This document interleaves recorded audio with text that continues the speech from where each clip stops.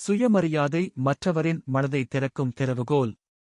ஒருவன் தன்னை தானேத நம்பிக்கையுடன் எதிர்மறை எண்ணங்களை எதிர்த்து போரிட ஆரம்பித்தால் அவன் மதிப்பு உயரும். நம் சுயமரியாதைதான் எப்போதும் மற்றவர்கள் நம்மை நினைக்க வைக்கு.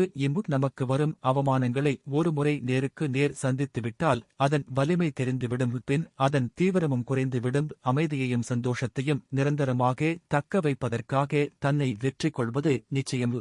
நேர்மையான எண்ணத்தை நமக்கு நாமேதான் வளர்த்து கொள்ள வேண்டும்.